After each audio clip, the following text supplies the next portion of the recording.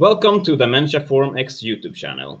Today we're talking to Professor Philip Scheltens, who is a professor in neurology. Hi, how are you? Hi there, Tobias. I'm fine, thank you. That's lovely to hear. So would you like to begin with telling me a little bit more about yourself? Yeah, so my name is Philip Scheltens. I'm a professor of neurology since more than 20 years. I have founded and direct still the Alzheimer Centre, which is located in Amsterdam at the Amsterdam University Medical Center. And the Alzheimer Centre is a great center to work in. I started with one, and we have now more than 100 people working both in care and research. And the nice thing about the center is that we combine always care and research in under one roof, I always say. Yeah, it's a fascinating subject you're working with, and you've obviously had a very fascinating long career in this field. Yes. So I have a few questions that I would love to ask you. Yeah. And the first one is, why do you think so many clinical trials in dementia research has failed in the past? What is the reason for that? Yeah. So first of all, I would like to correct, there have been many failures, that is true, but if you compare it to the field of oncology, percentage-wise, it's not different. In fact, the difference is that there are many, many more shots on goal in the oncology field. So the percentage of failures is not noted that much because, well, if you do so many trials, a lot of them fail. But in the Alzheimer's space, there are few trials and some of them fail, and then immediately it's in the papers and in the press. And I think there are many, many reasons why trials have failed in the past. Wrong subjects, wrong target, wrong dose, not using biomarkers, so the wrong patients, or not the design of the trial was not adequate. And I think that is something that you can learn from, and we have learned from it. And I think for the future, we will probably not make the same mistake again. And I think I'm more positive for the future of the success of clinical trials than I was for the past.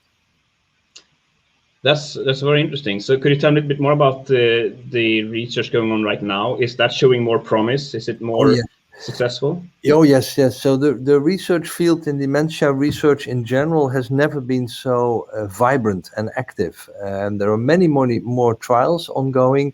And also we have seen some successes recently.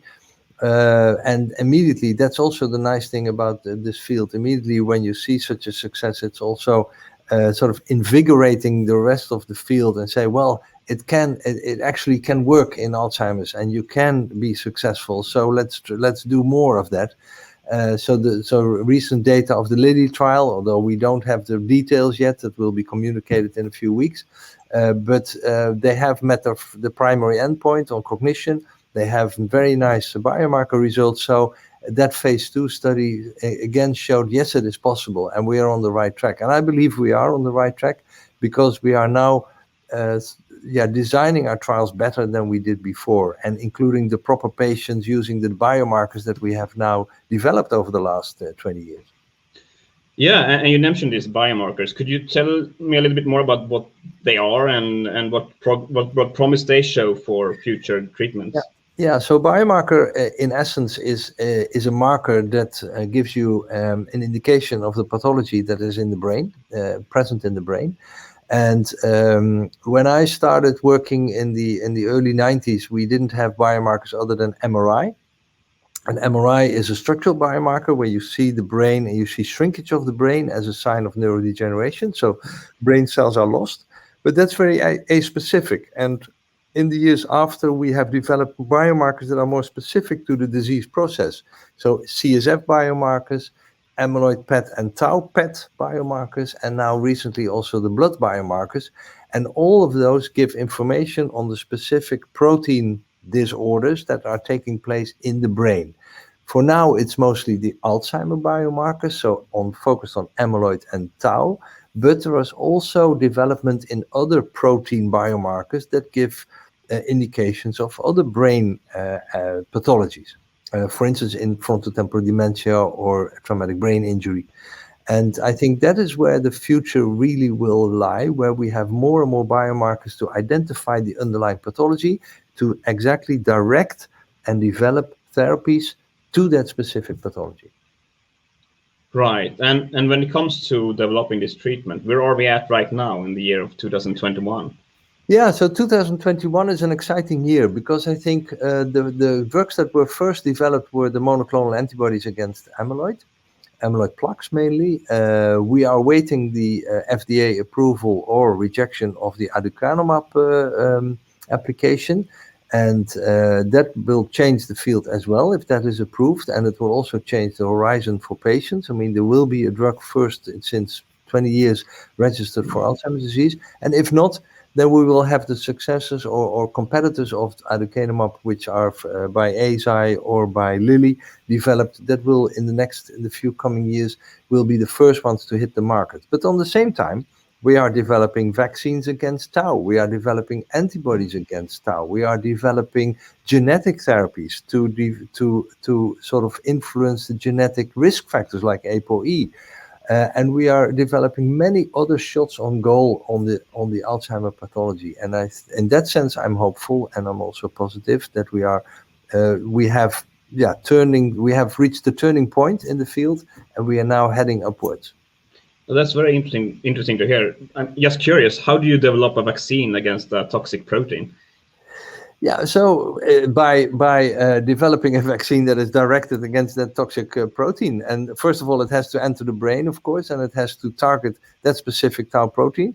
But as you've seen, perhaps AC Immune has developed a vaccine against tau. I'm the PI of that study. And recently there was a press release that by giving the vaccine, you have very, very high antibody titers against tau that were developed by almost all patients and even the elderly patients. So that is very positive and very encouraging that it is possible to develop such a thing. Oh, very interesting. Do you think that such a vaccine could be generalized towards other proteins as well? Yeah, and there are vaccines against A beta as well developed, and that's actually first of the story, end of the 90s, that was already a vaccine against A beta, but that was so powerful that it evoked a lot of side effects and reactions in the brain. So we have learned from that as well. But I think sort of the development of vaccines against neurodegenerative disorders is like development of vaccines in COVID. I mean, if we all tried the same thing, and if we join forces, and if we put money to all these activities, it can work. Oh, very interesting, as I said. So you're talking a lot about the Alzheimer's research, but do you think that there are certain dementia diseases that are going to be easier to treat or even cure in the future? Yeah. Or, well, I mean, are there low-hanging fruits, so to speak? Yeah, true. Yeah, the word cure I wouldn't use immediately, but you have to be careful. But you have to realize that Alzheimer's is a very it's a complicated disease, in fact. So it's not only amyloid, it's also tau, and people are discussing whether the one is first and the other is following. But around that, you also have a portion of neurodegeneration. You have cell loss, you have synapse loss, you have inflammation. So you have a lot of processes that take place at the same time, while there are diseases like forms of frontotemporal dementia or traumatic brain injury that have usually one protein at the max that is misfolding or misbehaving without all these other factors, and where age is less of a factor and may actually be easier to target. Progressive supranuclear palsy is also an example. But the problem there is that there are so few patients that in terms of pharmaceutical industry are less interested because there are lower numbers. So you have to have specific biotech companies that work on such a specific disease, hoping to develop something for that specific disease, and then sort of extrapolating that success to Alzheimer's ultimately. Right. So it might be compensated by the fact that it has less resources. Yes. Compared to Alzheimer's. But I know from the field, I'm on another way, I'm also involved in biotech industry, and we see a lot of young companies working all over the world in other diseases like Alzheimer's disease and hitting one single protein. All right. So which ongoing trial or trials are you most exciting about right now? You mentioned a few, but have you any specifics in? Well, so I'm excited about the AC Immune, the vaccine trial, because it has such a good immunogenicity. There is another vaccine developed by Axel Neuroscience, which I think is very important, also against tau. The Vivorion leads a study in which a small molecule is directed against pyroglu A beta, which is also the same target that was hit by donanemab. And that's a very interesting study in phase 2b. There is, of course, the ASI study with the BAN2401, which is a very, very powerful antibody against amyloid, which reads out end of this year, probably next year, hopefully next year or end of this year.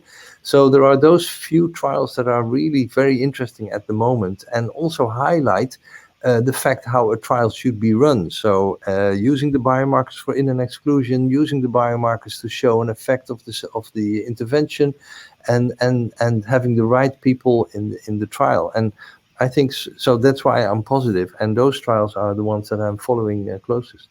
Okay, and are they in like phase 2 or? Yeah, phase 2, and the ASI trial is actually also in phase 3. Yeah. Okay, very exciting to hear. And the Lilly donanemab, the Trailblazer 2 study, is a phase 2b/3 study. So there are, in the near future, within a couple of years, we will have readouts of most of those, and we will have to see how this plays out. But it may be that we not have one drug, but maybe several drugs that actually hit the market, if successful. And would you say it's in like 5 years period or? Well, within 5 years, I think can really make up the score, how the future after that will look like. If all these therapies that I just mentioned, hitting the different targets, if they all have positive readouts, then I think between 5 and 10 years, we will have drugs on the market that have, like in HIV, you have not one single drug, you have 2 drugs, now you have 3 drugs perhaps to treat. Right, exactly. And another question that I would love to ask you, which I think would interest a lot of our listeners, is about something called prevention. And it's a lot of talk about that. Yeah. Do you have any like lifestyles recommendations to people who want to stay off dementia as far as possible into the future? Yeah. So yes, of course, and we always say that to our patients as well. And I think before you become a patient, you can do a lot. But you have to realize that you have to start early with that. So probably around 40 or 50 years of age max, you have to really sort of think by yourself, is my lifestyle good enough in terms of, do I exercise enough? Is the diet that I have healthy enough, sort of omega-3 rich diet or Mediterranean style diet, of course. Is it time to improve your education, to learn new language or a new musical instrument, to generate new synapses in the brain? So the optimum time is there for around middle age, I would say. Reduce weight, of course, treat diabetes if you have it, hypertension, all those things. They matter most in that period of time. Once you have hit sort of the dementia threshold, then I'm less optimistic that you can really do something. So all the evidence that is there, but still we have to gather more evidence, is that it works best if you do it as early as possible. Right. And I guess then you should start no matter what your age is. Yeah, it's always good to do it. Yeah, it's always good to do it, and well, especially that goes for education, of course. I mean, we already know that the higher the education you have, you're more protected against dementia in general. So that's another plea to have our children and everybody to have as much education as you can. But even if you're later stage, try to have your education permanente, as it was called, to permanently educate yourself and do new things. And engage with other people. Social interaction is really very important as well. And of course, that now from COVID, we have all been in lockdown for a year. So social interaction was going down, and we'll see how that plays out in the future. But that's certainly not a good thing. So there's all these things, and all these things also correlate with each other. And they're all important by themselves, but also in combination with the other one, they are important. So you have to do all of them, actually.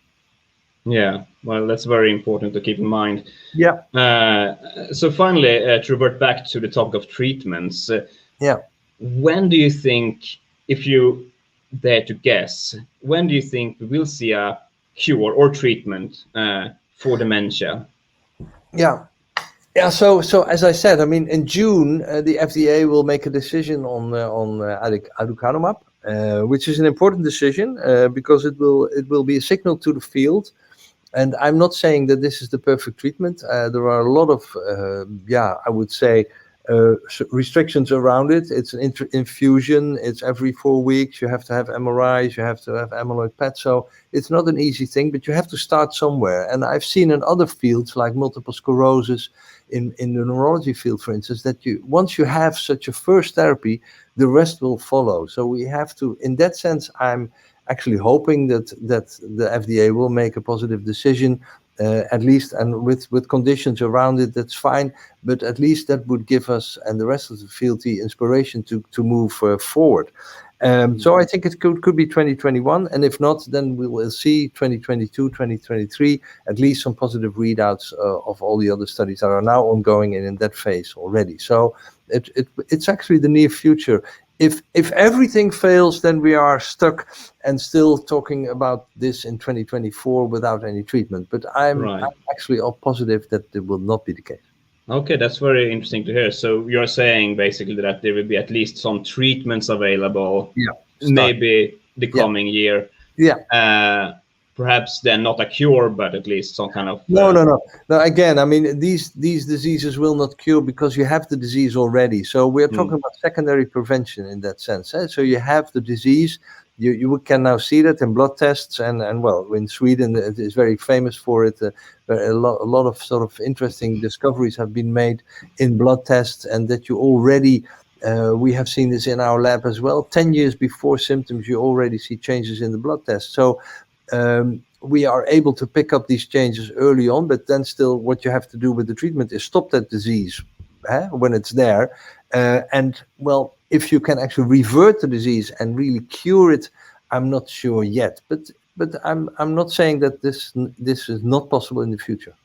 Okay, that's fascinating. So maybe in 10 years, we can be optimistic. 10 years time, the world will really look different in terms of Alzheimer's disease and dementia. Yeah. That's very, very good to hear. And I think everyone that's hearing this is very happy to hear that as well. So that was all my questions. And I just want to say thank you for participating in this interview. Yeah, thank you. Was happy to do so. And good luck with the rest. Thank you very much, sir.